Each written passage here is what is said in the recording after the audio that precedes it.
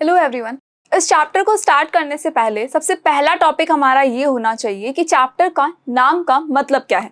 अब चैप्टर के नाम में तो हमें पता है कि माइक्रो ऑर्गेनिज्म, फ्रेंड और फोउ लिखा है। अब माइक्रो ऑर्गेनिज्म हमारे फ्रेंड है या हमारे एनिमी है या हमारे दुश्मन है, दोस्त है, क्या है ये तो पता चले। लेकिन उससे पहले हमें ये तो पता हो कि माइक्रो ऑर्गेनिज्म एक्चुअली होते क्या है। So I Lavina Kumawat welcoming you all at Scoreshala. आज हम डिस्कस करेंगे इन्हीं माइक्रो ऑर्गेनिज्म के बारे में। अब जब हमने इंट्रोडक्शन देखा था कि भाई हम इस चैप्टर में क्या क्या पढ़ने वाले हैं, तो हमें ये चीज तो समझ में आ गई थी कि माइक्रो ऑर्गेनिज्म का मतलब है बहुत छोटे छोटे से ऑर्गेनिज्म। ऑर्गेनिज्म का मतलब क्या? Living things. अब लिविंग ऑर्गेनिज्म को अगर हम छोटा करते जाए तो वी नो वेरी वेल कि हमारी बॉडी जो है वो एक सिंगल सेल से बनी हुई है। हमारी बॉडी एक सेल से बनी है, ये हमको पता है। जो माइक्रो ऑर्गेनिज्म होते हैं वो वही छोटे से ऑर्गेनिज्म होते हैं। अच्छा, नहीं क्लियर हुआ? छोटे कितने ऑर्गेनिज्म, कितने छोटे होंगे? दिखाई दे जाएंगे क्या? अगर नहीं दिखाई देंगे तो एग्जिस्ट कैसे करेंगे? तो चलो एक काम करते हैं, थोड़ा सा प्रीवियस टाइम में चलते हैं। प्रीवियस मतलब फ्लैशबैक में जाए। कितना फ्लैशबैक में? थोड़ा जाओ, फिर थोड़ा और जाओ, फिर थोड़ा और जाओ। कहाँ तक जाना है हमें? हमें जाना है हमारी अर्थ पे जब लाइफ का ओरिजिन हुआ, वहां तक हमें जाना है। अच्छा, कभी सोचा है कि लाइफ का ओरिजिन कैसे हुआ था? नहीं सोचा है? आज सोच लो, एक बार सोच के देखो, कितना इंटरेस्टिंग होगा ना जब लाइफ का ओरिजिन हुआ होगा। एकदम से क्या ऊपर से कोई टपका था कि अच्छा ऊपर से बारिश हुई, जैसे मेंढक की बारिश होती है, सुना है ना? मेंढक की बारिश होती है, सांप की बारिश होती है, तो क्या इंसानों की भी बारिश हुई थी? तो ऐसा तो कुछ नहीं होता है, ठीक है? नेचर ने खुद ने ही हमें बनाया है। अब नेचर ने कैसे बनाया है तो वो तो हम बाद में डिस्कस करेंगे, लेकिन हमें ये बहुत अच्छे से पता है कि जब अर्थ बनी थी और उस अर्थ के ऊपर जब लाइफ का ओरिजिन हुआ था तो एकदम से हम नहीं बन गए थे, बिकॉज हम तो बहुत कॉम्प्लिकेटेड है, बहुत ज्यादा कॉम्प्लिकेटेड स्ट्रक्चर है हमारा। अगर हमारे स्ट्रक्चर को तोड़ के देखें तो हमें ये बहुत अच्छे से पता है कि हमारी बॉडी किससे बनी है। हमारी बॉडी बनी है सेल से। मतलब कि जो लिविंग ऑर्गेनिज्म होते हैं उनकी बॉडी किससे बनी है? सेल से बनी है। अगर लिविंग ऑर्गेनिज्म की बॉडी को कंटिन्यूअसली तोड़ा जाए और तोड़ा जाए और एट लास्ट उस स्टेज तक आ जाए जहां पर हम उसको और ब्रेक नहीं कर सकते हैं, तो उसे हम क्या कहेंगे? सेल कहेंगे। तो जब लाइफ का ओरिजिन हुआ था तो सबसे पहले कौन बना था? यही सेल बना था सबसे पहले। भले ही सेल के अंदर के सारे स्ट्रक्चर बने ना बने वो अलग मैटर है, लेकिन सेल जरूर बना था सबसे पहले। ये हमको क्लियर हो चुका है कि भाई लाइफ का ओरिजिन हुआ तो इतने कॉम्प्लेक्स एनिमल डायरेक्टली नहीं आए थे। ना शेर आया था, ना चीता आया था, ना हम आए थे, ना प्लांट आए थे। तो आया कौन था? आए थे बिल्कुल छोटे से ऑर्गेनिज्म जो सेल से बने थे। अब सबसे पहले तो एक सिंगल सेल बना होगा, तो भी हमने उसको लिविंग कहा है, बिकॉज वो लिविंग ऑर्गेनिज्म है। उन्हीं सेल्स को मिलाकर ही तो हमने एक बड़ा लिविंग ऑर्गेनिज्म बनाया है। तो सेल भी एक लिविंग ऑर्गेनिज्म हुआ, लेकिन बहुत छोटा सा लिविंग ऑर्गेनिज्म हुआ, तो इसे ही तो हम माइक्रो ऑर्गेनिज्म कह रहे हैं। ऐसे ऑर्गेनिज्म जो सिंगल सेल्ड है, जो बहुत छोटे हैं, जिनको कि हम देख नहीं सकते नेकेड आई से, जो कि सिंगल सेल्ड है। मतलब कैसे है? यूनिसेल्यूलर ऑर्गेनिज्म है, एक सिंगल सेल से बने हुए हैं। यूनिसेल्यूलर ऑर्गेनिज्म को ही हम क्या कह देते हैं? मोस्टली यूनिसेल्यूलर ऑर्गेनिज्म होते हैं, उनको हम कह देते हैं माइक्रो ऑर्गेनिज्म। और वो ऐसे ऑर्गेनिज्म होते हैं जिनको कि हम नेकेड आई से नहीं देख सकते। अब हमारे आसपास से पता नहीं कहाँ कहाँ कोई घूम रहे होंगे, लेकिन हम उनको नहीं देख पा रहे हैं। क्यों नहीं देख पा रहे हैं? बिकॉज वो सिंगल सेल्ड है। अपनी बॉडी को काट काट के क्या सिंगल सेल बना सकते हो? नहीं बना सकते भाई, हमें तो पता भी नहीं चलेगा कि पूरा एक सिंगल सेल जो दिखता कैसा है। तो कोई बात नहीं, एक साइंटिस्ट आए, उन्होंने क्या किया? उन्होंने बोला कि काम करते एक डिवाइस बनाते हैं। भाई सिंगल सेल्ड ऑर्गेनिज्म प्रेजेंट है, ये हमको पता है, बहुत छोटे माइक्रो ऑर्गेनिज्म प्रेजेंट है, ये हमको पता है, लेकिन हम उनको देख नहीं पा रहे हैं। तो फिर कैसे देखा? तो उन्होंने बनाया एक डिवाइस, उस डिवाइस का नाम है माइक्रोस्कोप। इस डिवाइस का क्या नाम है? इस डिवाइस का नाम है माइक्रोस्कोप। बहुत इंटरेस्टिंग सी चीज है ये माइक्रोस्कोप। जब माइक्रोस्कोप के अंदर यहाँ पर रखकर उसको देखा गया, उस तरफ से यहाँ से देखा जाता है, यहाँ पर रखा जाता है किसी चीज को, तो जब उसके अंदर देखा गया तो देखने पर पता चला कि अच्छा बहुत छोटे छोटे ऑर्गेनिज्म भी होते हैं, बहुत छोटे ऑर्गेनिज्म। लेकिन जब उनकी स्टडी की गई तो पता चला कि बहुत सारी चीजें हैं इसके अंदर। तो वो बहुत सारी चीजें दिखी, तब उनको पता चला कि अच्छा ये तो लिविंग ऑर्गेनिज्म है, इन्हीं से तो मिलके हम बने हैं। फाइन, तो इतनी चीज तो हमें क्लियर हो चुकी है कि भाई माइक्रो ऑर्गेनिज्म कौन से ऑर्गेनिज्म होते हैं? बहुत छोटे ऑर्गेनिज्म होते हैं, और ऐसे छोटे ऑर्गेनिज्म जिनको कि हम नेकेड आई से नहीं देख सकते, इनको देखने के लिए हमें किसकी जरूरत पड़ेगी? माइक्रोस्कोप की जरूरत पड़ेगी। और ये ऑर्गेनिज्म होते हैं यूनिसेल्यूलर ऑर्गेनिज्म। और जब लाइफ का ओरिजिन हुआ था तो सबसे पहले यही भाई साहब थे जो प्रेजेंट थे वहां पर, जो सबसे पहले बने थे लिविंग में। उसके बाद बाकी सारे कॉम्प्लेक्स ऑर्गेनिज्म बने हैं। बहुत सारे सेल्स जब ज्वाइन हुए, बहुत कॉम्प्लेक्सिटी आई, तब जाके इतने बड़े बड़े ऑर्गेनिज्म बने हैं। लेकिन जब हम बात करें बहुत सारे सालों के पहले की, तो फिर कौन था? ओनली यूनिसेल्यूलर ऑर्गेनिज्म थे जो कि माइक्रोस्कोपिक थे, माइक्रोस्कोप के अंदर ही दिखाई देते थे। तो क्या ये माइक्रो ऑर्गेनिज्म जो माइक्रोस्कोप से दिखाई देते हैं आज भी प्रेजेंट है? बिल्कुल प्रेजेंट है। ऑब्वियसली ये प्रेजेंट है, ये कहीं नहीं जाने वाले हैं। इन्होंने ही तो हमें बनाया है, ठीक है, इन्होंने ही हमें बनाया है। अगर ये सिंगल सेल्ड ऑर्गेनिज्म नहीं बने होते तो हम इतने बड़े बड़े ऑर्गेनिज्म जो कि मल्टी सेल्यूलर है, हमारे अंदर बहुत सारे सेल है, हम कहाँ से आते? तो दादाजी परदादाजी कुछ तो होंगे ये हमारे। फाइन। अब बहुत सालों पहले वाले तो दादाजी परदादाजी के पहले मुझे नहीं पता उनको और क्या बोलते हैं, लेकिन अगर देखा जाए तो एक तरह से ये हमारे क्या हो गए? जो यूनिसेल्यूलर ऑर्गेनिज्म है, जो ये माइक्रो ऑर्गेनिज्म है, ये हमारे लिए क्या हो गए? हमारे एंसेस्टर्स हो गए। ऑब्वियसली भाई इनसे हम आए हैं, ये हमारे एंसेस्टर्स हो गए। चलिए, तो हमारे एंसेस्टर्स की ही स्टडी कर लेते हैं। बट स्टडी करने में हमें पता चला कि यार इतने सारे ऑर्गेनिज्म के बारे में पढ़ना पड़ेगा, तो एक काम करते हैं, उनको कैटेगराइज कर देते हैं। जब उनको कैटेगराइज किया गया तो कैटेगराइज में हमें 5 कैटेगरीज में इनको डिवाइड किया हमने, जिसके अंदर एक आता है प्रोटोजोआ, एक आता है एल्गी, एक आता है फंजाई, एक आता है बैक्टीरिया और एक आता है वायरस। अब हमें ऐसे सुनने में आ रहा है कि हाँ बैक्टीरिया तो हमने कहीं देखा है, कहीं सुना है इसका नाम, कहीं सुना सुना सा लग रहा है। मिले हो आप बैक्टीरिया से? बिल्कुल मिले होंगे। अच्छा, वायरस का नाम भी सुना हुआ है? बिल्कुल सुना हुआ है। फंगस तो आपने देखी हुई है, भले ही आपको याद होना हो, लेकिन आपने पक्का देखी है। मैं भी आपको एग्जाम्पल भी दूंगी उसका, और आपको प्रूफ भी दूंगी कि आपने देखी है। आप अपनी डेली रूटीन की लाइफ में उसको कहीं ना कहीं देख ही लेते हो। चलिए, प्रोटोजोआ से इसमें इनको कैटेगराइज किया गया और एक एल्गी में इनको कैटेगराइज किया गया कि भाई जितने भी माइक्रो ऑर्गेनिज्म हैं उनको डिवाइड कर देते हैं ताकि इनकी स्टडी जो है थोड़ा सा इजी हो जाए। अब इतने सारे पॉइंट्स एक साथ बोले कि तो ये याद करने हैं तो पॉसिबल नहीं है हमारे लिए ना। दैट इज वाई क्या किया गया, इन माइक्रो ऑर्गेनिज्म को डिवाइड कर दिया गया कुछ कैटेगरीज के अंदर। अब जब इन कैटेगरीज में इनको डिवाइड किया गया तो फर्स्ट हमें क्या करना है, इन सब की स्टडी करनी है, एक एक की स्टडी करनी है। अब 5 कैटेगरीज में डिवाइड तो कर दिया है, लेकिन क्या इनके अंदर कुछ सिमिलैरिटीज है या डिससिमिलैरिटीज है? तो भाई जब कैटेगराइज किया जाता है तो उनके अंदर क्या होती है? डिससिमिलैरिटीज होती है। सिमिलैरिटीज होंगी तो उनको एक ही कैटेगरी में डाल दिया जाएगा, लेकिन डिससिमिलैरिटीज होगी तो उनको सेपरेट कैटेगरी में रखा जाएगा। तो ये जो 5 कैटेगरीज है ये एक दूसरे से क्या करती है? डिफर करती है। दैट इज वाई इनका नाम भी डिफर है, डिफरेंट नेम है, सेम नेम नहीं है इनका बिल्कुल भी। चलो, सबसे पहले हम स्टडी करेंगे बैक्टीरिया की। ये जो बैक्टीरिया है ये सबसे पुराने हैं, मतलब सबसे पहले जो अर्थ के ऊपर आया ये कौन था? बैक्टीरिया था। मतलब जो सबसे पहले अर्थ पे आने का, अर्थ पे जिंदा किसी चीज के आने का अगर अवार्ड दिया जाए कभी तो किसको देंगे हम? बैक्टीरिया को देंगे। ये क्लैपिंग तो कर दो। चलो, बैक्टीरिया को अवार्ड तो मिल गया। अब हम इसकी स्टडी कर लेते हैं कि एक्चुअली ये भाई साहब दिखते कैसे हैं, हमें कहाँ कहाँ मिल जाते हैं और ये करते क्या है, कोई काम वाम है इनका या फिर नहीं, और इनका बॉडी का स्ट्रक्चर क्या है। क्या हमारी तरह हाथ पैर भी होंगे इनके? पूछ लेते हैं इन्हीं से। क्या भाई साहब आपके पास हाथ पैर है? नहीं है, बोल नहीं रहे कुछ भी।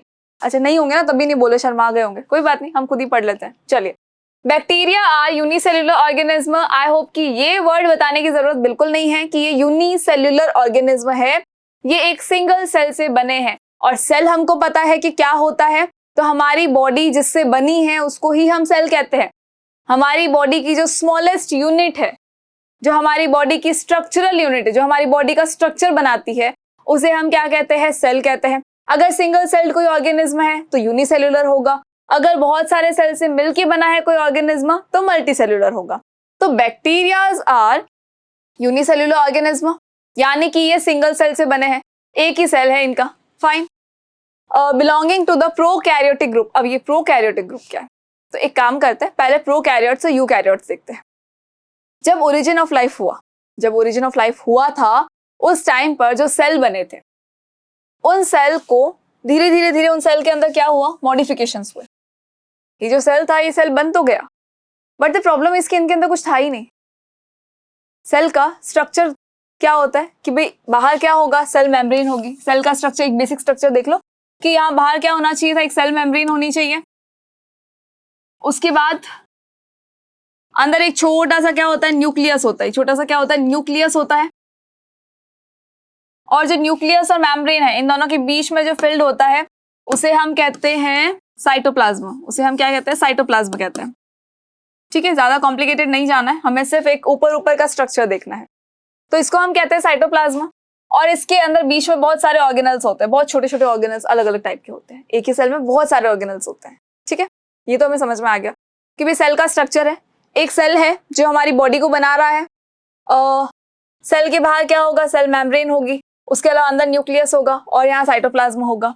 And it may be possible कि सेल वॉल भी मिल जाए, पॉसिबल है। कुछ ऑर्गेनिज्म में ऊपर की तरफ सेल वॉल होती है। वैसे आपके लिए पूरा एक चैप्टर है सेल, लेकिन अगर हम पूरी स्टडी अभी नहीं कर सकते क्योंकि हमें किसके बारे में पढ़ना है? माइक्रो ऑर्गेनिज्म के बारे में पढ़ना है।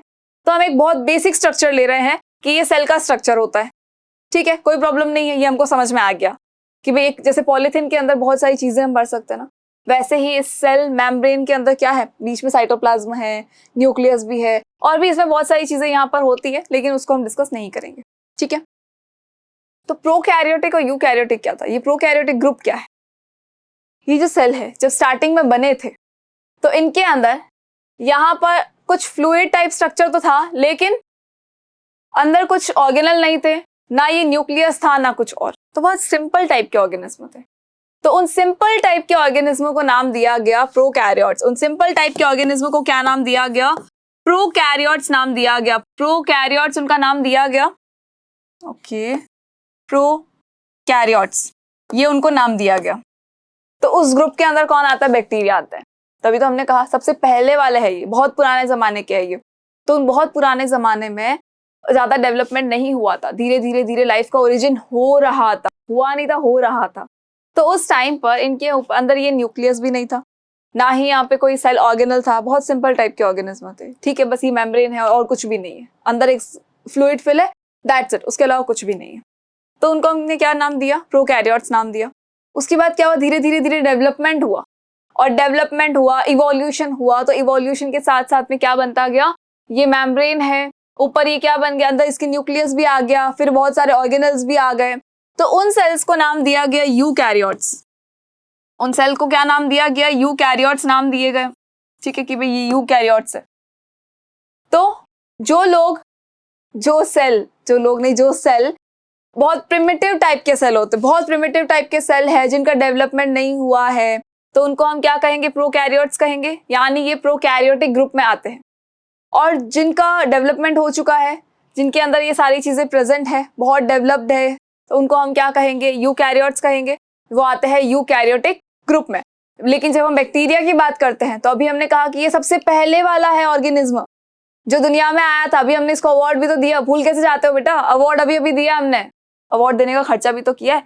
एक कुछ के भी आपने नेट तो यूज किया होगा इसको अवार्ड देने में। चलिए, और जब इसको अवार्ड दिया, क्यों दिया है? कि भाई ये कौन सा प्रिमिटिव टाइप का ऑर्गेनिज्म है। प्रिमिटिव टाइप का मतलब ये प्रोकैरियोट्स होगा, प्रोकैरियोट में आएगा, प्रोकैरियोटिक ग्रुप में आएगा। क्यों आएगा? क्योंकि इसका सेल बहुत सिंपल टाइप का स्ट्रक्चर था, उसके अंदर कुछ भी प्रेजेंट नहीं है, ना सेल ऑर्गेनल है, ना ही न्यूक्लियस है, ना कुछ और। फाइन, बहुत सिंपल टाइप का ऑर्गेनिज्म है। ठीक है, तो इन भाई साहब को तो मतलब देख कैसे लग रहा है ना, तभी जवाब नहीं दे रहे थे कि इनके पास कुछ है ही नहीं बेचारे के पास। हाथ पैर छोड़ो, इनके पास तो सेल ऑर्गेनल्स भी नहीं है, कुछ भी नहीं है।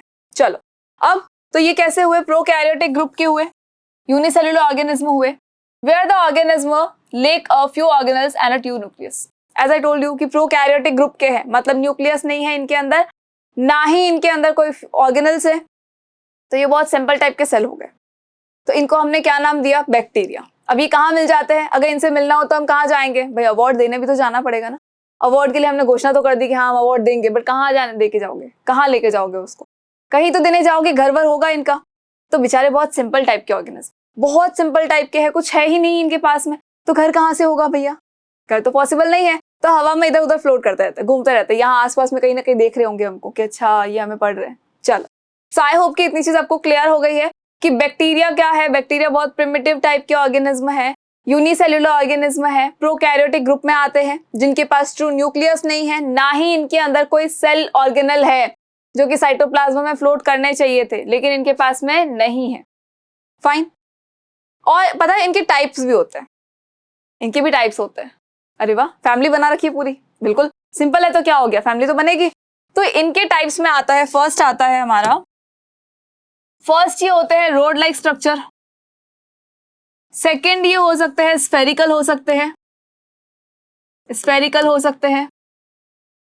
ये स्पाइरल शेप के भी होते हैं, स्पाइरल शेप के भी होते हैं। और ये कॉमा शेप के भी होते हैं। Do you know, comma shape के भी होते हैं। कैसे, देखो स्फेरिकल शेप का बैक्टीरिया ये आपको नजर आ रहा है, ठीक है। उसके रॉड लाइक स्ट्रक्चर, तो ये देखो रॉड जैसा बैक्टीरिया हमें नजर आ रहा है। कॉमा जैसा है तो देखो ये कॉमा किस तरह से होता है, ऐसे होता है कॉमा, यहाँ पे ऊपर सर्कल टाइप है, ऐसा होता है। तो ये जो कॉमा है ना, इस टाइप का, इस टाइप के स्ट्रक्चर में भी बैक्टीरिया जो है प्रेजेंट होता है। यहाँ बना लेते हैं, देखो इस टाइप में भी बैक्टीरिया होते हैं। स्पाइरल शेप का, स्पाइरल कैसे होता है, ऐसे roll round round round round, spirals होती है आपके पास में। तो स्पाइरल शेप का भी, यानी कि इस टाइप का भी बैक्टीरिया होता है। फाइन, भले सिंपल टाइप के, लेकिन शेप बहुत अतरंगे हैं इनके। तो ये 4 शेप के बैक्टीरिया होते हैं।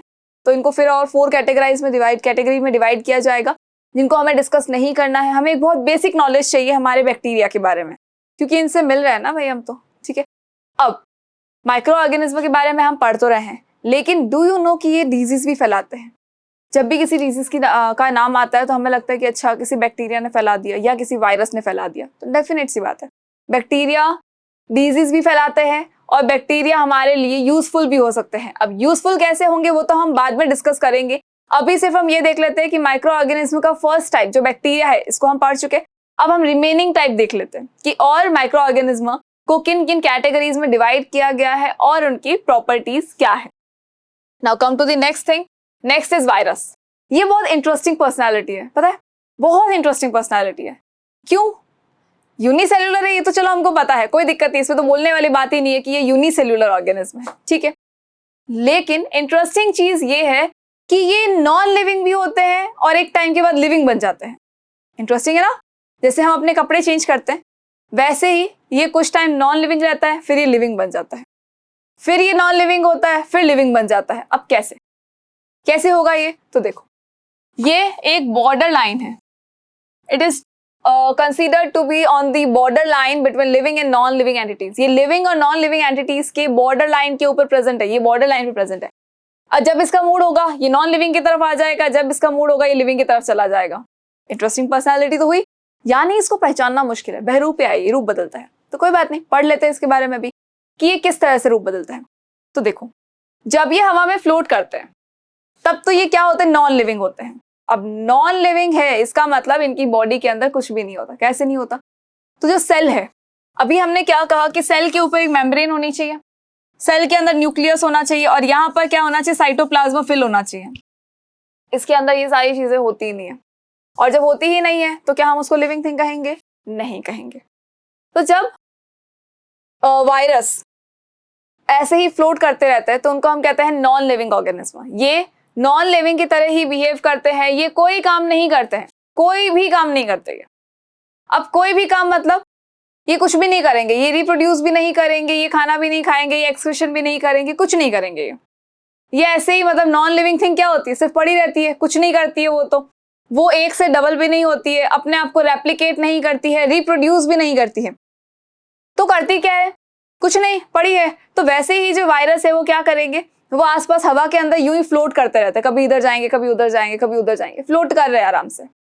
लेकिन जब कभी भी ये किसी लिविंग बॉडी के ऊपर चले जाते हैं या लिविंग बॉडी के अंदर अंदर चले जाते हैं, तो अंदर जाने के बाद में क्या होगा, अंदर जाने के बाद में ये एकदम से लिविंग थिंग बन जाएंगे। कैसे बने? इंटरेस्टिंग है ना, बहुत इंटरेस्टिंग है ये। चलो, जब बाहर घूम रहे थे तब तक ये क्या थे, नॉन लिविंग थे। लेकिन जैसे ही ये किसी लिविंग थिंग के अंदर जाएंगे, लिविंग थिंग जिसके अंदर ये गए हैं उसको हम कहेंगे होस्ट। होस्ट मतलब जो इनकी मेहमान नवाजी करेगा। होस्ट मतलब जिनके यहाँ ये गए हैं चाय नाश्ता करने के लिए, वो क्या हो गए, इनके होस्ट हो गए, यानी मेहमान नवाजी करने वाले हैं वो इनकी। ये मेहमान बन के चले तो गए किसी लिविंग थिंग की बॉडी में, तो वहां पर क्या होगा, ये एकदम से शेर बन जाएंगे, मतलब कि ये उस बॉडी पर हावी हो जाएंगे। भाई बाहर थे तब तक तो नॉन लिविंग थे, बहुत सीधे दिख रहे थे सबको। अब क्या हुआ, जैसे ही किसी ने उनको अपने घर में बुलाया कि हाँ ठीक है आ जाओ आ जाओ आ जाओ, हमारी बॉडी में एंटर हो गए, या किसी एनिमल बॉडी में एंटर हो गए, या इवन प्लांट बॉडी में ही एंटर हो गए ये, तब क्या होगा, ये लिविंग की तरह बिहेव करने लग जाएंगे, ये रेप्लिकेट होने लगेंगे, ये रिप्रोडक्शन भी करने लगेंगे, और रिप्रोडक्शन करते करते ये एक से बहुत सारे बन जाएंगे। यानी कि ये लिविंग थिंग की तरह बिहेव करने लगेंगे। देखो जब ये बाहर है नॉन लिविंग है, लेकिन जैसे ही किसी होस्ट के अंदर आ जाता है, किसी लिविंग बॉडी के अंदर एंटर हो जाते हैं, तो वो लिविंग थिंग की तरह बिहेव करने लगेंगे और ये क्या करेंगे, ये रिप्रोड्यूस भी करेंगे यानी रेप्लिकेट होंगे, ये अपने आप को डिवाइड करना स्टार्ट कर देंगे। यानी कि ये नॉन लिविंग और लिविंग के बीच की क्या है, बॉर्डर लाइन पर रहते हैं। जब मर्जी उधर, जब मर्जी उधर। जब बॉडी से बाहर आ जाएंगे फिर नॉन लिविंग बन जाएंगे, जब बॉडी के अंदर जाएंगे तो रेप्लिकेट होना शुरू हो जाएंगे। इनको याद आ जाएगा कि हाँ हम लिविंग थिंग है। कैसे हुआ, तो इनकी बॉडी के अंदर होता है डीएनए एंड आरएनए। इनकी बॉडी में डीएनए एंड आरएनए प्रेजेंट होता है। डीएनए का मतलब है डीऑक्सी राइबो न्यूक्लिक एसिड और आरएनए का मतलब है राइबो न्यूक्लिक एसिड। फाइन। तो इनकी बॉडी में क्या होता है, डीएनए और आरएनए प्रेजेंट होता है। डीएनए एंड आरएनए दोनों ही क्या है, दोनों ही रिप्रोडक्शन के बहुत ज्यादा इंपॉर्टेंट फैक्टर है। अब जब डीएनए और आरएनए है उस तब ये क्या करेंगे, रेप्लिकेट हो सकते हैं, बिल्कुल हो सकता है, लेकिन इनको एक स्पेशल टाइप का प्रोटीन चाहिए होता है रेप्लिकेट होने के लिए, जो इनके पास में अभी प्रेजेंट नहीं है। प्रोटीन की कोटिंग जरूर है लेकिन इसके पास में अभी वो सारे स्ट्रक्चर्स नहीं है जिससे ये रेप्लिकेट कर सके। तो होगा क्या, जिस होस्ट की बॉडी में ये जाएंगे वहां से ये खाना पानी नहीं लेंगे, ये वो मटेरियल लेंगे जिससे कि ये अपने आप को रिप्रोड्यूस कर सके।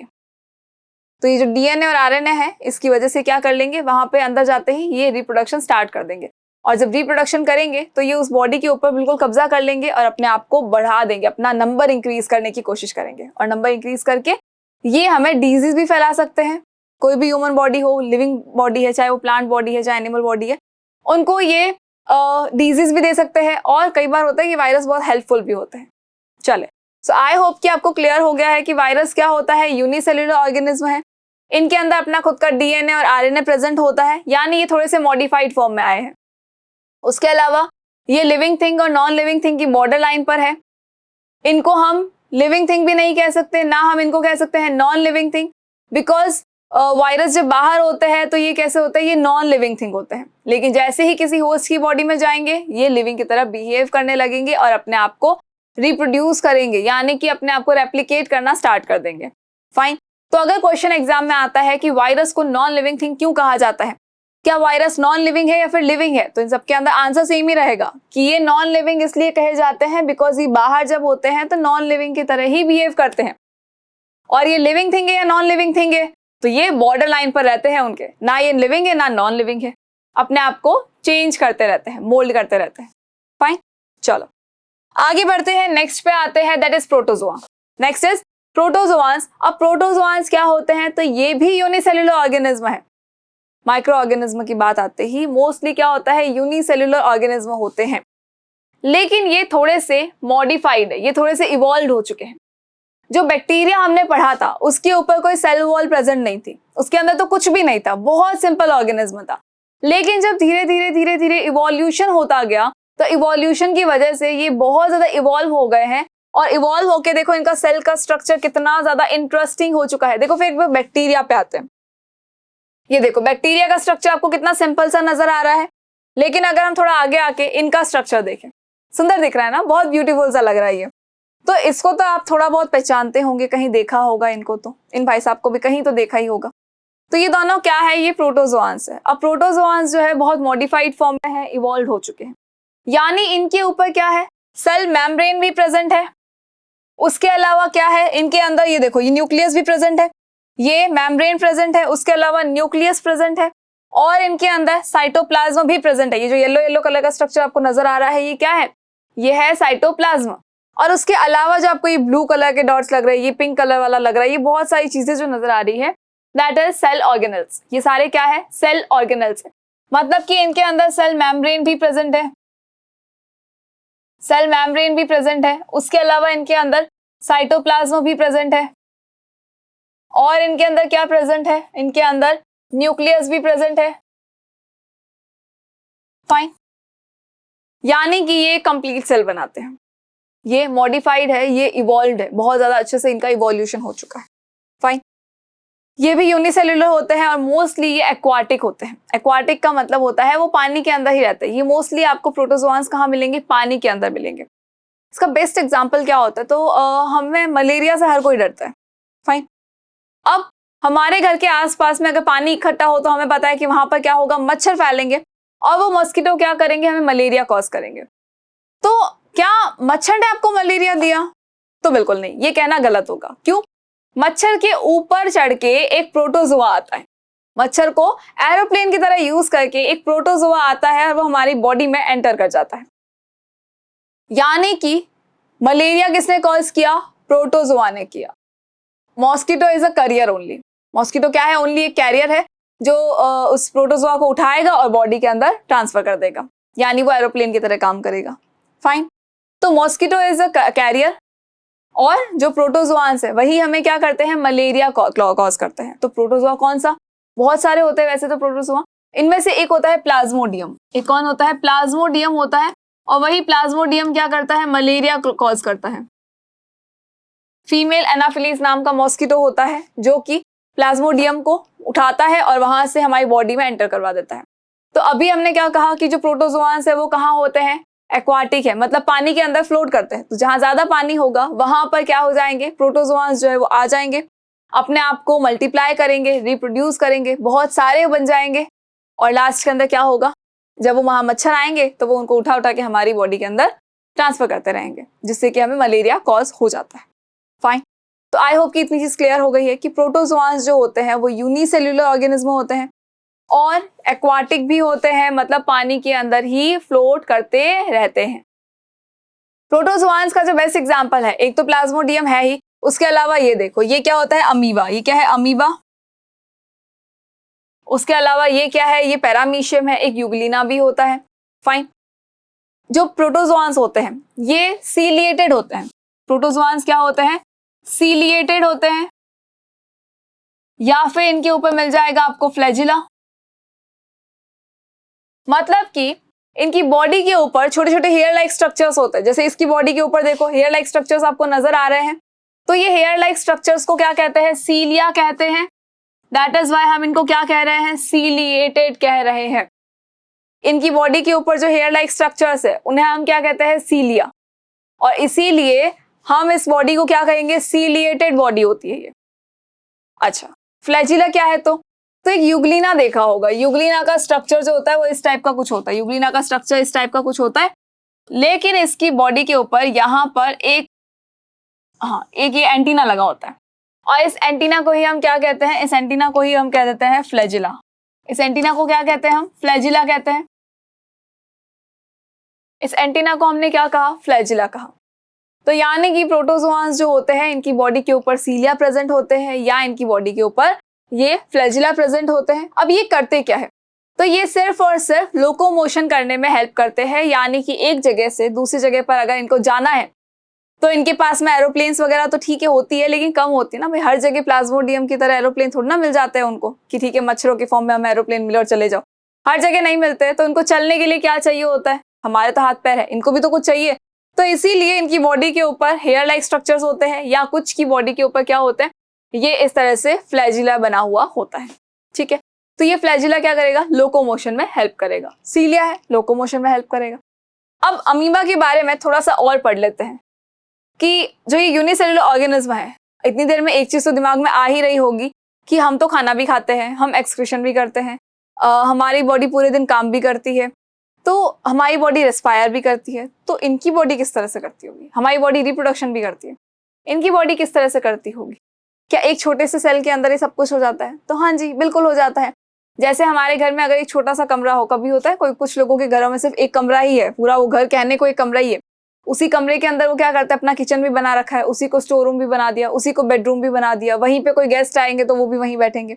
तो वैसे ही इनकी बॉडी में भी क्या होता है, एक सिंगल सेल है, सारा काम उसी के अंदर होगा, टोटल काम होगा वो सब उसी के अंदर होगा, चाहे खाना खाना है, चाहे एक्सक्रीशन करना है, चाहे रेस्पिरेशन करना है, और चाहे कुछ और काम करना है, इवन चाहे रिप्रोड्यूस भी होना है। तो यही एक बॉडी है, यही एक सेल है। फाइन। होता कैसे है, तो देखो ये जो अमीबा है, अमीबा के बारे में पढ़ लेते हैं, बहुत इजी सा है और पहले भी हमने कहीं देखा भी होगा। चलिए, तो अमीबा क्या करता है, अमीबा एक यूनिसेल्युलर ऑर्गेनिज्म है। ये लो, ये आपकी अमीबा बन गया, यूनिसेल्युलर ऑर्गेनिज्म है। बीच में हम एक छोटा सा न्यूक्लियस बना लेते हैं, बाकी सब हमें बनाने की जरूरत नहीं है। फाइन। जैसे ही ये किसी फूड पार्टिकल को देखेगा कि अरे वाह, ये आया हमारा एक फूड पार्टिकल, इसको थोड़ा डिफरेंट कलर से लें, ओके, ये आया हमारा फूड पार्टिकल, इसको नजर आ गया। अब क्या होगा, तो ये अमीबा क्या करेगा, ये जाएगा फूड पार्टिकल की तरफ। जैसे हमें होता नहीं है, चॉकलेट देखते ही हम जाके लपक जाते हैं कि हाँ चॉकलेट तो हमको चाहिए। पिज्जा का नाम ले लो, बस रेडी है हम एनी टाइम कि बस पिज्जा खाने चलो भलिया, आज अब चल लो। चाउमीन तो कैसे भूल सकते हैं, राइट। तो इनके लिए भी जो फूड पार्टिकल इनको नजर आते हैं, ये सीधा जाके उनके ऊपर लपक लेते हैं। कैसे, तो अपने फॉल्स फीड बनाते हैं। फॉल्स फीड कैसे बनाएंगे, देखो स्ट्रक्चर तो इनका ये था, ये स्ट्रक्चर था, ये अपना स्ट्रक्चर चेंज करते रहता है। ये जो फूड पार्टिकल है इसके आसपास में इस तरह का स्ट्रक्चर बना लेंगे। यानी कि इन्होंने क्या बनाया, फॉल्स फीड बनाए। इन्होंने बनाया स्यूडोपोडिया बनाया। इन्होंने क्या बनाया, स्यूडोपोडिया बनाया। और स्यूडोपोडिया को क्या कहते हैं, फॉल्स फीड कहते हैं। फॉल्स फीड कहते हैं स्यूडोपोडिया को। फॉल्स फीड मतलब एक ये फीड हो जाएगा और एक ये फीड हो जाएगा, तो ये फॉल्स फीड है। स्यूडोपोडिया है अमीबा का। ये स्यूडोपोडिया से क्या करेगा, ये इस फूड पार्टिकल को अपने अंदर ले लेगा। अब जब ये अपने अंदर लेगा तो यहाँ सेंटर के अंदर एक वैक्यूऑल बन जाएगा। क्या बन जाएगा, ओके सॉरी, चलिए सेंटर के अंदर क्या बन जाएगा, ये तो हमारा न्यूक्लियस तो था ही, इस न्यूक्लियस के अलावा यहाँ पर एक वैक्यूऑल बनेगा और इसके अंदर ये फूड पार्टिकल आ जाएगा। वैक्यूऑल बना और क्या आ गया, फूड पार्टिकल आ गया। वैक्यूऑल बेसिकली क्या होता है, तो फूड को स्टोरेज करना होता है। फूड को अगर स्टोर करना है तो कहाँ होगा, वैक्यूऑल्स के अंदर होगा। फाइन, अब इसके बाद फिर और आगे आ जाओ, फिर क्या करते हैं ये, इन्होंने क्या किया, इसका डाइजेशन कर दिया। आफ्टर डाइजेशन जब इनको अगेन एक्सक्रीशन करना होगा, जब इनको अगेन रिमूव करना है अपनी बॉडी में से, तब ये क्या करेंगे, ये इसी वैक्यूऑल के अंदर इसका डाइजेशन हो गया।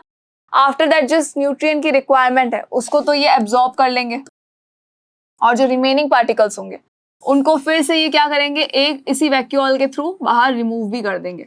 इसी वैक्यूऑल के थ्रू यहाँ से क्या कर देंगे, रिमूव कर देंगे, धीरे धीरे धीरे यहाँ से रिमूव कर देंगे जितना भी वेस्ट मटेरियल है। इन्होंने अपने फूड पार्टिकल को डाइजेस्ट किया। डाइजेस्ट करने के बाद जो न्यूट्रिएंट्स थे वो एब्जॉर्ब कर लिए एंड आफ्टर दैट जो भी रिमेनिंग पार्टिकल्स होंगे, जो वेस्ट प्रोडक्ट है, उनको क्या करेंगे, यहाँ से बाहर रिमूव कर देंगे।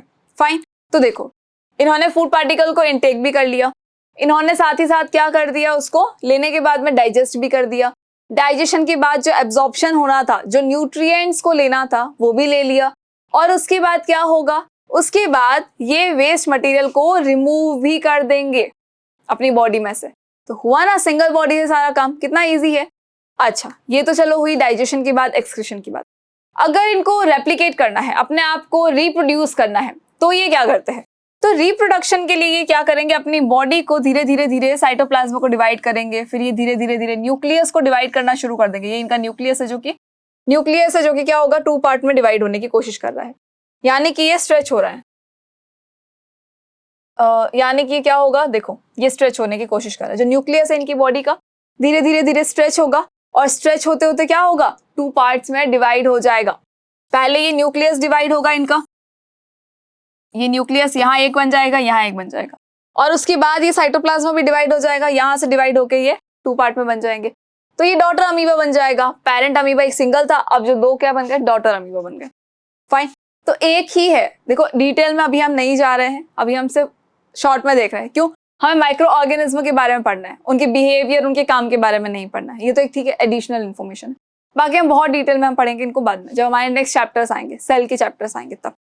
तो ये तो आई होप कि क्लियर हो गया होगा। क्या हुआ है, यहाँ जो ये अमीबा था उसने क्या किया, अपने न्यूक्लियस को स्ट्रेच किया, न्यूक्लियस 2 पार्ट में डिवाइड हो गया एंड आफ्टर दैट इसका साइटोप्लाज्म भी डिवाइड होके क्या करेंगे, 2 अमीबा बना लेंगे। अच्छा, ये तो हुई अमीबा की बात।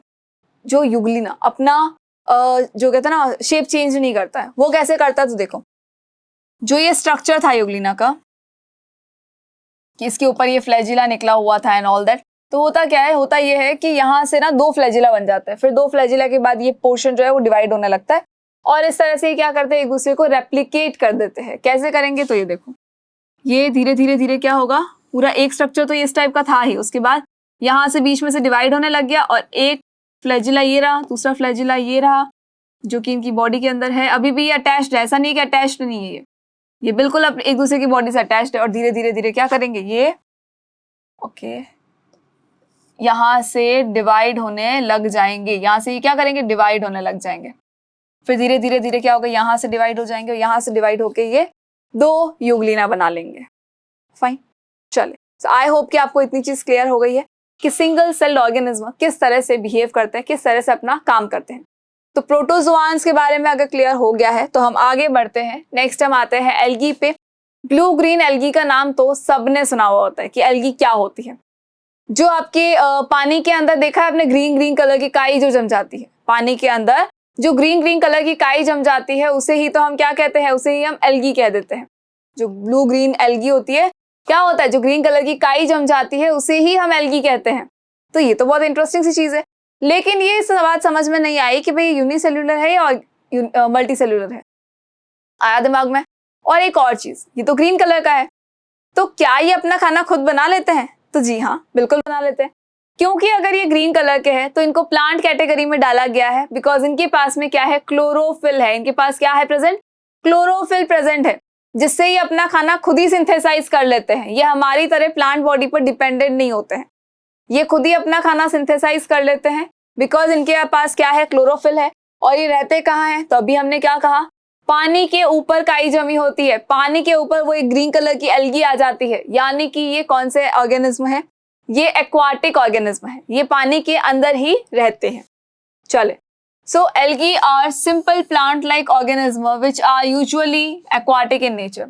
As I told you, aquatic nature के होते हैं, प्लांट लाइक स्ट्रक्चर होता है। क्यों है, बिकॉज इनके अंदर क्लोरोफिल प्रेजेंट है। ये ग्रीन कलर की जो काई आपको नजर आ रही है, ये क्या है, ये क्लोरोफिल है। क्लोरोफिल इनके अंदर प्रेजेंट है, दैट इज वाई अपना खाना खुद ही सिंथेसाइज कर लेंगे। तो प्लांट की कैटेगरी में हम इनको रख सकते हैं।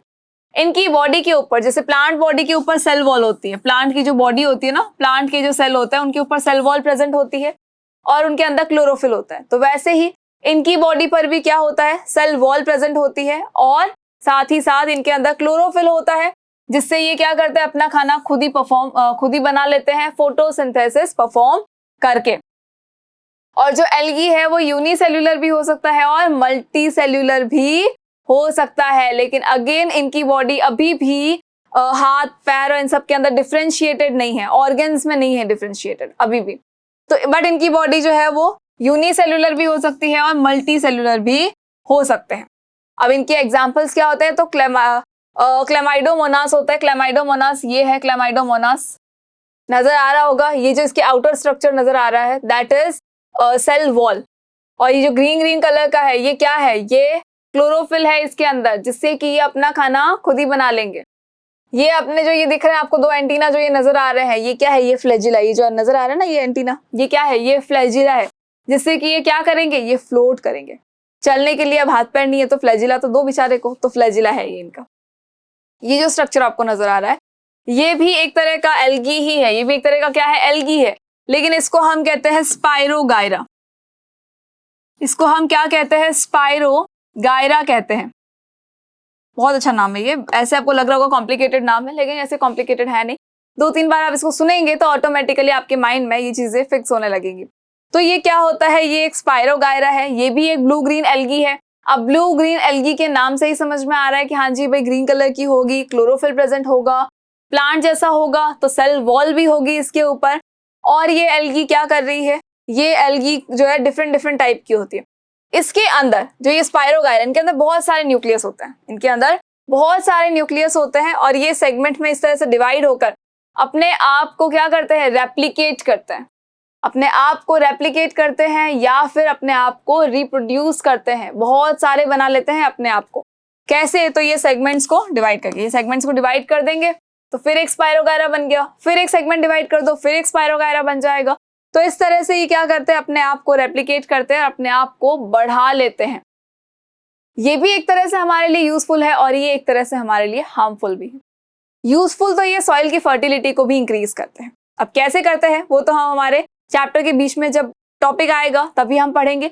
लेकिन अभी के लिए सिर्फ इतना ही कि एल्गी क्या करती है, सॉइल की फर्टिलिटी को इंक्रीज करने में हेल्प करते हैं।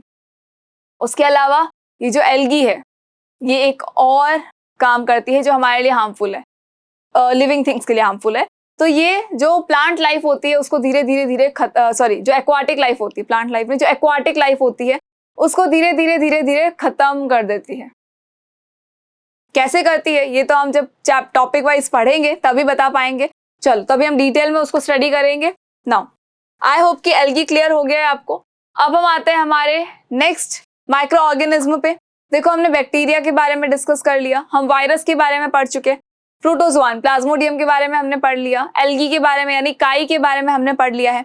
तो ये हमारा लास्ट टाइप का माइक्रो ऑर्गेनिज्म है जिसको कि हमें पढ़ना है, यानी लास्ट कैटेगरी है माइक्रो ऑर्गेनिज्म की। तो क्या है ये है फंजाई। फंजाई का मतलब होता है बेसिकली, हम फंगस से इसको याद रख सकते हैं। अब फंगस कौन सा? ब्रेड तो हमने सबने देखी हुई होती है, तो ब्रेड के ऊपर पता है आपको कि कभी कभी फंगस लग जाती है, पता ही होगा, बिल्कुल देखा होगा। रोटी के ऊपर भी आपने फंगस लगी हुई देखी होगी, या फिर आपने अचार के ऊपर फंगस लगी हुई देखी होगी। अचार के ऊपर जो फफूंद आ जाती है, या रोटी को रखने के बाद बाहर अगर रखा है तो उसके ऊपर जो फफूंद आ जाती है वो क्या होती है? वो एक तरह से होता है फंगस, यानी कि फंजाई। दैट मीन्स कि फंजाई वो माइक्रो ऑर्गेनिज्म है जो कि डेड और डिकेइंग मैटर के ऊपर आते हैं। अब डेड और डिकेइंग मैटर हमारी रोटी कैसे हो गई? तो भाई रोटी के ऊपर वो सूटेबल कंडीशंस है जिसके ऊपर ये जो फंजाई है ये ग्रो कर सकते हैं। They are also plant category, ये भी प्लांट कैटेगरी के अंदर ही आएंगे, लेकिन ये नॉन ग्रीन प्लांट्स होते हैं। नॉन ग्रीन है मतलब क्लोरोफिल इनके अंदर नहीं है, और जब इनके अंदर क्लोरोफिल नहीं है तो डेफिनेट सी बात है कि ये अपना खाना ढूंढने कहीं और ही जाएंगे। तो ये डेड और डिकेइंग मैटर के ऊपर फीड ऑन करते हैं, यानी कि अपना खाना कहाँ से लेते हैं? डेड और डिकेइंग मैटर से लेते हैं। या फिर कई बार ये पैरासाइट्स भी होते हैं, मतलब कि ये किसी और के ऊपर जाके अपना खाना ले आते हैं। पैरासाइट्स मतलब कि सकर होते हैं, सक करते हैं अपना खाना। फाइन, चलो। So they are non green plants. It may be unicellular, it may be multicellular. Multicellular हमने कहाँ देखा है? तो हमने ब्रेड मोल्ड में देखा है, मतलब ब्रेड के ऊपर जो फफूंद है हमें दिखाई देती है ना, बहुत अच्छे से दिखाई देती है और बहुत बड़ी सी दिखाई देती है, तो वो क्या होगा? मल्टीसेल्युलर ही तो होगा। अभी हमने यही तो देखा है इस वीडियो के अंदर। अभी जो हम पढ़ रहे हैं इतनी देर से, हमें ये चीज तो क्लियर है कि यूनिसेल्युलर है, दैट मीन्स कि हम उसको नेकेड आई से नहीं देख सकते। लेकिन अगर हम फंगस को देख पा रहे हैं, इसका मतलब है कि वो क्या है? वो मल्टी सेल्यूलर है। यूनिसेल्युलर फंगस भी होता है, ऐसा नहीं है कि फंजाई यूनिसेल्युलर नहीं होते हैं, होते हैं। ईस्ट होता है, ईस्ट के बारे में तो बिल्कुल सुना होगा, बिल्कुल सही है। खमन इडली हम सब खाते हैं, सॉफ्टनेस के लिए क्या करते हैं? उसके अंदर ईस्ट डाला जाता है। ये ईस्ट क्या करेगा? ये उसको सॉफ्ट बनाने में हेल्प करेगा, यानी कि ये उसके अंदर अपना रेस्पिरेशन करेगा, CO2 रिलीज करेगा एंड ऑल दैट, उसको फुला देगा।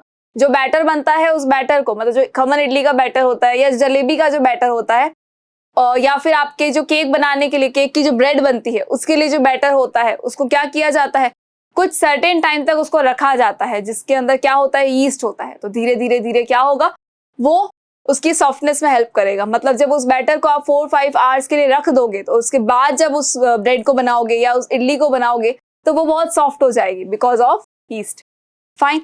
तो फंजाई क्या क्या हो सकता है? तो यूनिसेल्युलर हो सकता है, यानी कि ईस्ट हो सकता है, और मल्टी सेल्युलर मतलब कि ब्रेड मोल्ड। ब्रेड को हमने सबने देखा, मॉइस्ट प्लेसेस के ऊपर अगर कहीं पर है ब्रेड हमारी रखी हुई है तो ऑटोमेटिकली क्या होगा? उसके ऊपर फंगस जो है वो आ जाएगी।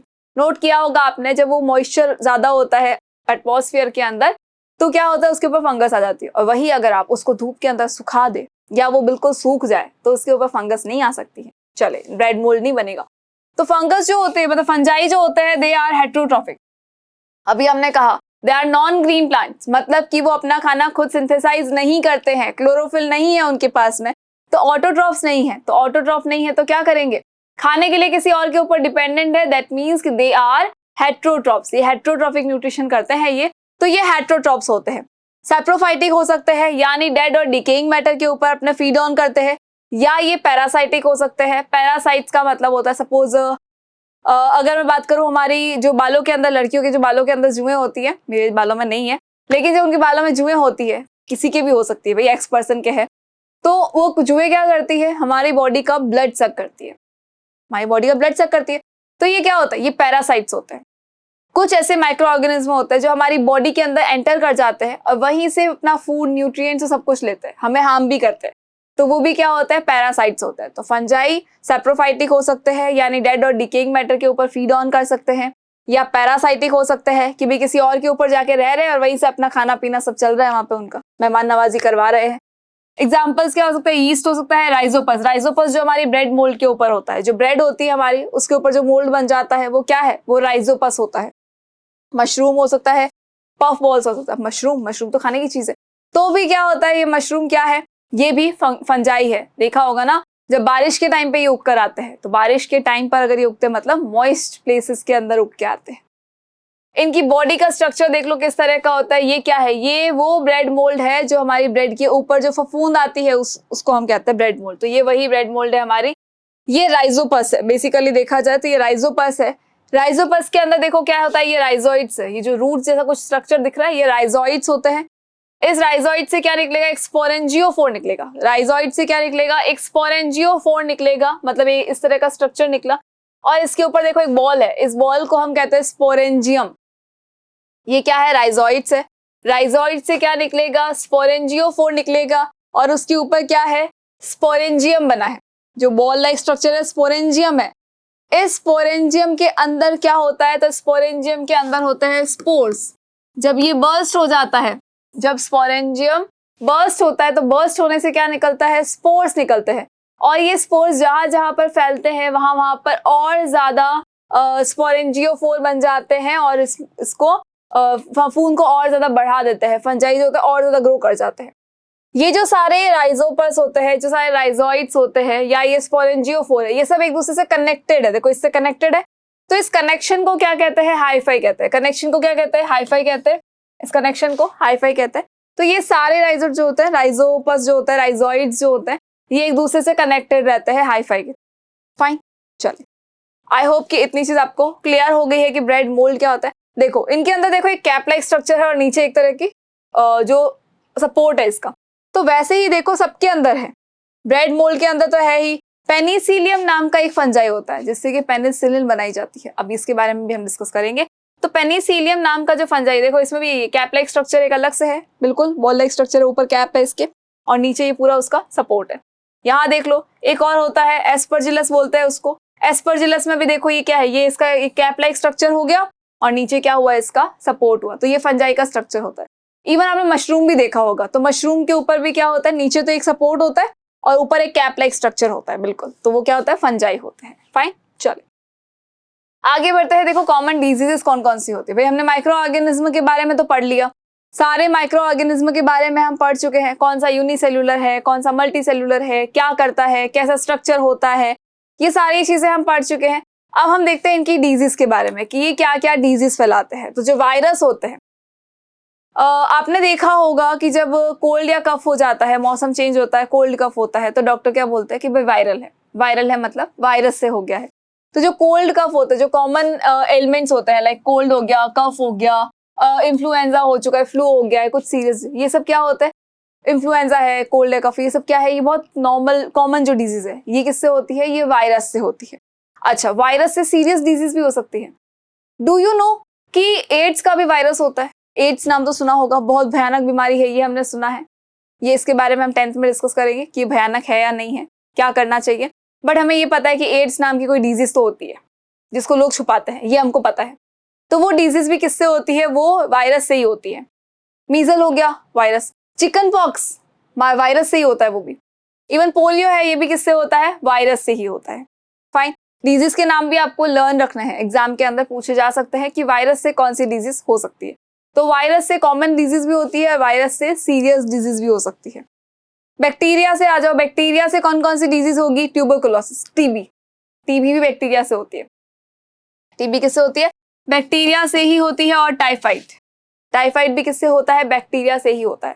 यानी अगर सपोज किसी एक्स पर्सन को टाइफाइड हुआ है तो हम ये नहीं कह सकते कि अच्छा वायरस आ गया इसके अंदर, नहीं, उसके अंदर क्या आया है, बैक्टीरिया आया है, उस बैक्टीरिया की वजह से डिजीज कॉज हो गई है। नेक्स्ट है प्रोटोजोआ। प्रोटोजोआ का तो अभी हमें एग्जांपल देखा था कि प्लाज्मोडियम जिसको लेकर कौन आता है, जो फीमेल एनाफिलिस होती है, यानी जो मॉस्किटो होता है, वो लेकर आता है उसको और हमारे बॉडी के अंदर छोड़ देता है, जिससे हमें क्या हो जाता है, मलेरिया हो जाता है। यानी कि प्रोटोजोआ से क्या हो सकता है, डिसेंट्री हो सकती है और मलेरिया भी हो सकता है। तो देखो इतनी सारी डिजीज है, लेकिन सबके हम ये नहीं बोल सकते कि हाँ बैक्टीरिया से हो गया, वायरस से हो गया, मर्जी हो जैसे नहीं बोल सकते। एक पर्टिकुलर डिजीज के लिए एक पर्टिकुलर माइक्रो ऑर्गेनिज्म ही रिस्पॉन्सिबल होता है। अब कौन सा है वो तो आपको याद रखना पड़ेगा और बिल्कुल रखना है, ये हम भूल नहीं सकते। एग्जाम के अंदर तो पूछा जा सकता है, बिकॉज ये हमारी एनसीईआरटी के अंदर है, तो डेफिनेट सी बात है, याद तो करना ही। सो आई होप कि आपको माइक्रो ऑर्गेनिज्म के बारे में क्लियर हो गई होंगी चीजें कि माइक्रो ऑर्गेनिज्म एक्चुअली होते क्या है। अब नेक्स्ट वीडियो में से हम डिस्कस करेंगे कि ये हमारे फ्रेंड है या फिर ये एनिमी है। अगर फ्रेंड है तो कैसे है और अगर एनिमी है तो कैसे है। अब तक के लिए थैंक यू सो मच।